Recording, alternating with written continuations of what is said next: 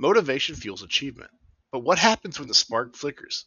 Or worse, extinguishes? Hey everybody, I'm Carl Delaware and I stand before you today with a question that has been at the forefront of my mind. What truly drives us to achieve our goals? And how can we reignite motivation when it wanes? Over the past few months, I've delved deep into the realm of motivation, not just as a theoretical concept, but as a practical tool that can transform lives in classrooms, homes, and workplaces alike. Consider this: motivation is an invisible force that propels us forward, yet it's also incredibly fragile. It can be influenced by a myriad of factors: our environment, our mindset, the people all around us. When motivation dwindles, productivity drops, goals are left unmet, and potential remains unrealized. I had the opportunity to work closely with two remarkable students whose journeys illuminated the complexities of motivation. Roger, a defiant yet energetic student, seemed to rebel against every rule, thriving only when he felt in control. Then there's Sarah, diligent and quiet, who shied away from risk due to an overwhelming fear of failure. At first glance, their struggles seemed vastly different, but a common thread wove them together: a need for motivation due to disengagement, tailored to their unique personalities. In navigating their challenges, I turned to research backed strategies and theories that offer profound insights into human motivation. Today, I want to share 5 transformative approaches grounded in well established theories: causal attribution theory, goal orientation theory, self determination theory, expectancy-value theory, and the undeniable power of a supportive environment. These aren't mere academic concepts, they're actionable strategies that give you potential to inspire and empower those around you. Whether you're an educator, a parent, a manager, or someone looking to motivate yourself, these insights are universally applicable. So let's embark on this journey learning together using scenarios that Roger and Sarah faced. Let me introduce you to Roger and Sarah in more depth. Roger was a vibrant force in the classroom, a whirlwind of energy that could be both inspiring and disruptive. His defiance wasn't just about breaking rules, it was a mask for a deeper need to assert himself. Traditional structures felt confining to him, and any attempt to enforce them was met with resistance. But beneath the tough exterior was a student craving recognition and a sense of control over his learning journey.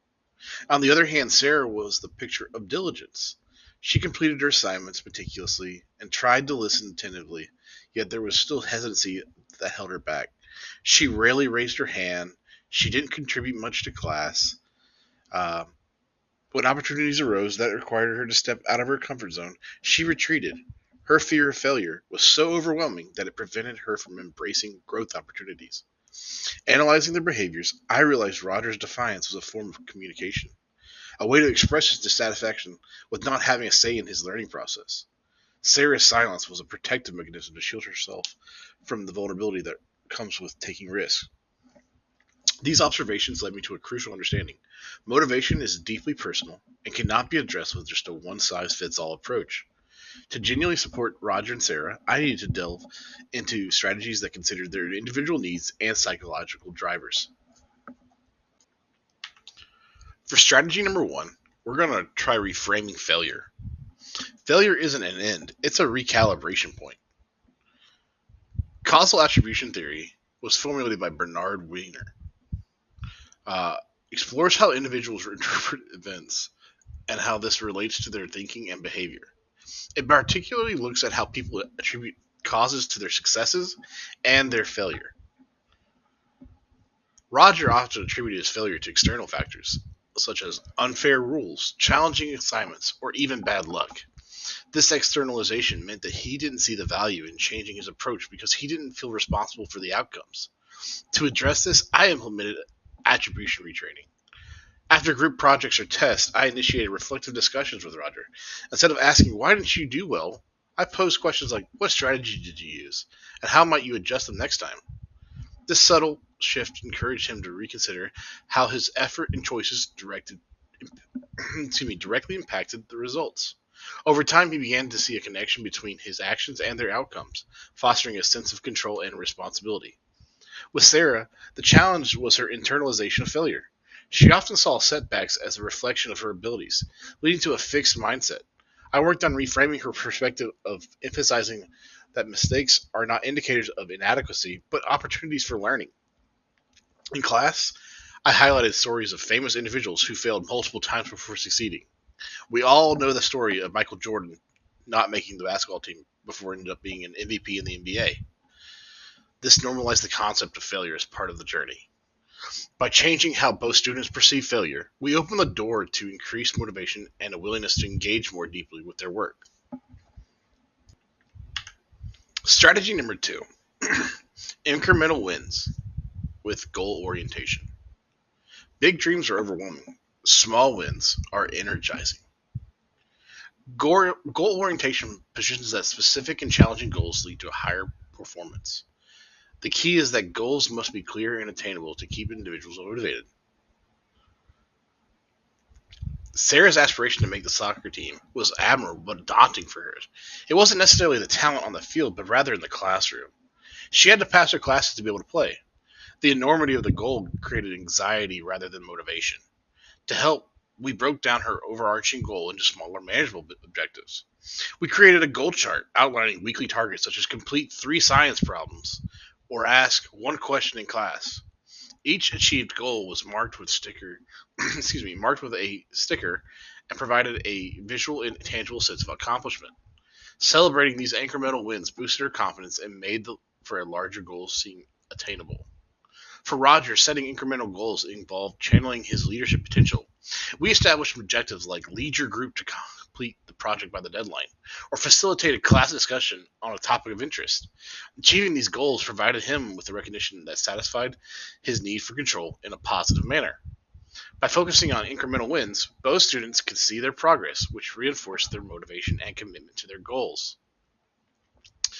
Strategy number 3, fostering intrinsic motivation through self-determination theory. Motivation thrives when autonomy, confidence, and connection all align. Self-determination theory was developed by Edward Deci and Richard Ryan. Emphasizes the 3 innate psychological needs: autonomy, confidence, and relatedness. When these needs are met, intrinsic motivation flourishes. For Roger, the need for autonomy was paramount. He felt constrained by rigid structures, which led to his rebellious behavior. To address this, I offered him choices with the curriculum. For instance, I allowed him to choose topics for certain projects or decide the factor of his presentations, be it a speech, a video, or, say, some art. These choices gave him a sense of control and choice and decision in his work. Additionally, I provided opportunities for him to demonstrate competence by assigning him roles that played to his strengths, such as leading a group activity or mentoring younger students. His sense of relatedness improved as he worked collaboratively with his peers, who appreciated his contributions.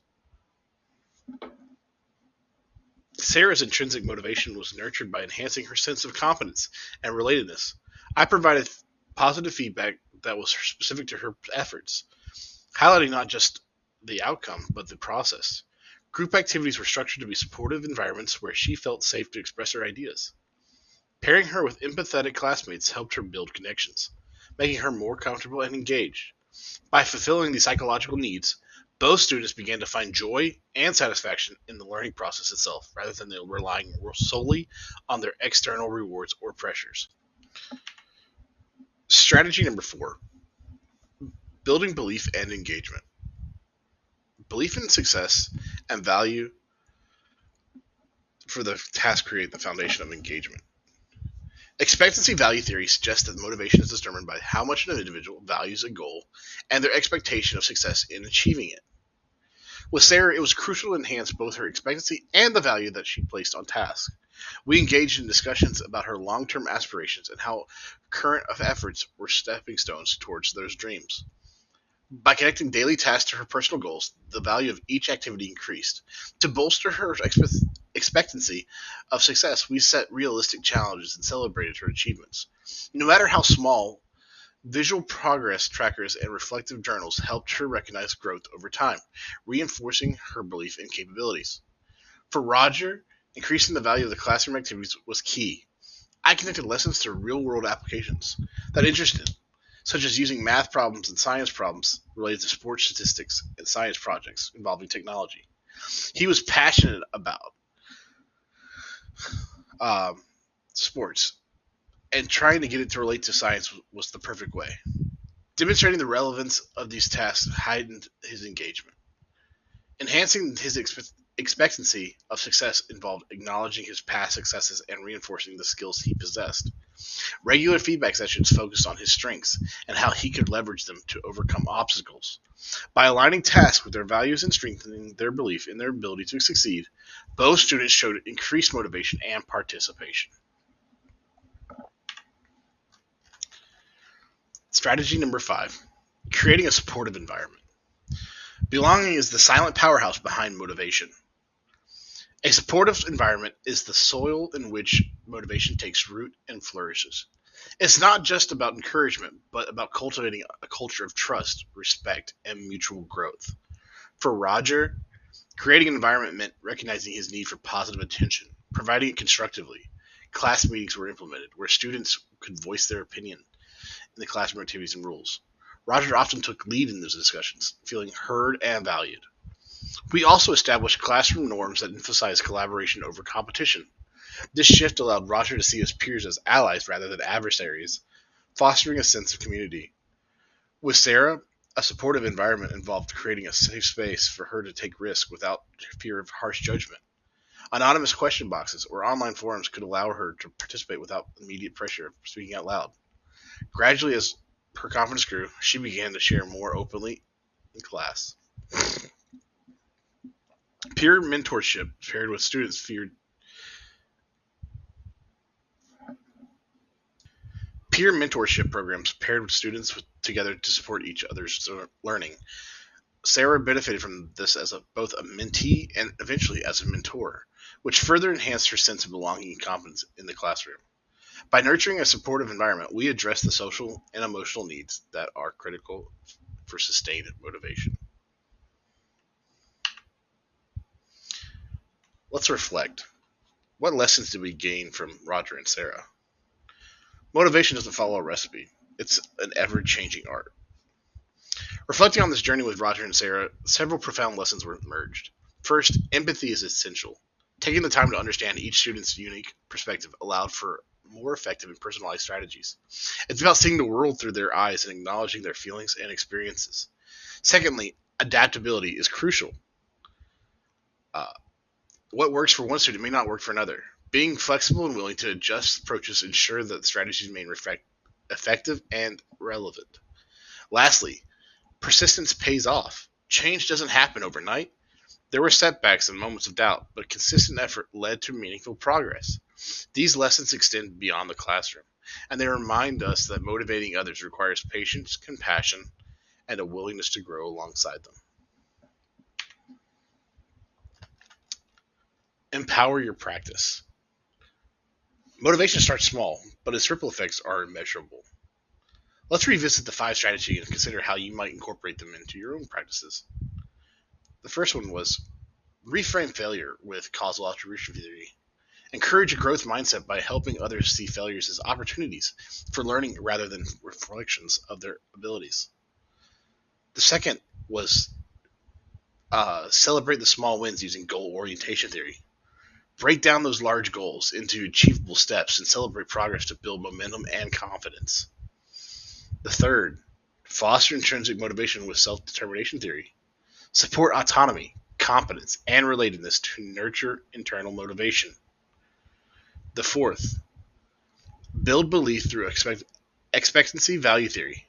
Enhance the perceived value of task and strengthen the belief in the ability to succeed. And the fifth, create a supportive environment. Cultivate a culture of trust and belonging where individuals feel safe to take risks and express themselves. Implementing these strategies doesn't require a complete overhaul of your current methods. Start small, perhaps by just adjusting how you provide feedback or incorporating more choice into tasks. Observe the changes and be prepared to adapt as needed. Closing thoughts. Motivation starts with a spark. Will you be the one to ignite it? In closing, remember that motivation is a dynamic and ongoing process. It's influenced by countless factors, many of which we had the power to shape. By applying these strategies, you're not just promoting motivation, you're empowering individuals to reach their full potential. Every action you take can be the spark that ignites someone else's journey toward growth and achievement. The ripple effects of your efforts can extend far beyond what you might imagine, touching lives in profound ways. Thank you for being part of this exploration with motivation. I hope you're inspired to apply these insights and make a difference in your sphere of influence.